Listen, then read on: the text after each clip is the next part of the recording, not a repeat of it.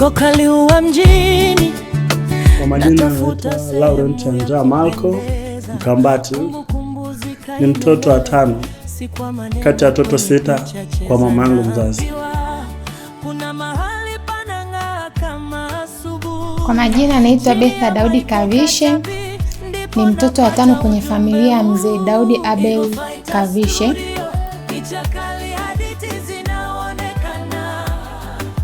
Baba yangu alifanikiwa kuwa na wanawake 3, bi mkubwa, bi mdogo na yule ambaye alikuwa katikati. Mimi nilifanikiwa kuzaliwa kwa mke wa pili. Nilienda Moshi mjini kwa ajili ya kwanza kupambana na maisha. Niliishi kwa dada yangu, lakini pia nilikuwa najishughulisha na biashara ndogo ndogo ambayo ni biashara ya genge. Nilienda kuanza maisha mapya eneo lingine tofauti na nyumbani na mkoa huu wa Tabora, ambako ni Moshi Kilimanjaro kwa mara ya kwanza. Ilikuwa 2018 kwenye shule ambayo alikuwa anafundisha kaka yangu wa tumbo moja. Kwa majina naitwa Riziki Andrea Malco. Ni kaka wa bwana harusi bwana Laurent Andrea Malco.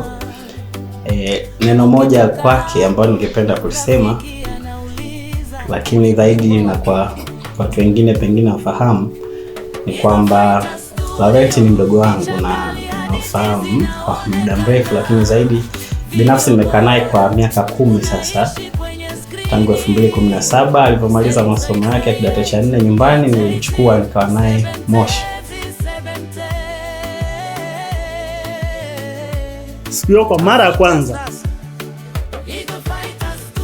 nilimkuta eneo lake la kazi kwa muda huo, na alikuwa anajihusisha na masuala ya genge, uuzaji wa mboga za majani, mboga. Kwa mara ya kwanza nilimwona. Lakini pia kilichonivutia kwake zaidi, kutokukata tamaa, alafu ni mtu ambaye alikuwa na heshima, yani anajiheshimu, alafu mcha Mungu.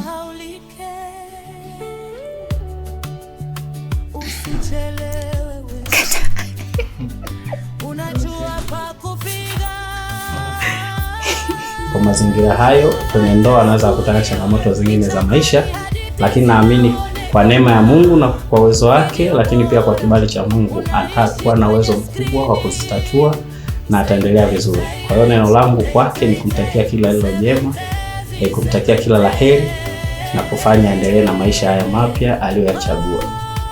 Lakini pia kwa nafasi hii pia nipende kumkaribisha shemeji yangu Neema. Kwa niaba ya familia nzima ya Mkambati, tunayo furaha kumkaribisha na kumfanya awe sehemu ya familia yetu. Kiukweli swala hili kwetu ni baraka, maana amechagua kuja kuongeza ukoo wa Mkambati. Kwa hiyo hatuna neno lingine zaidi ya kumwambia kwamba akaribie na asiwe na namna yote ya hofu, badala yake awe na uhuru, afurahie na Mungu aendelee kubariki katika maisha hayo. Kwa niaba ya ukoo mzima wa Mkambati tunamkaribisha na tunamtakia kila lilo jema katika familia yao mpya wanaokuja kuianza. Asanteni sana.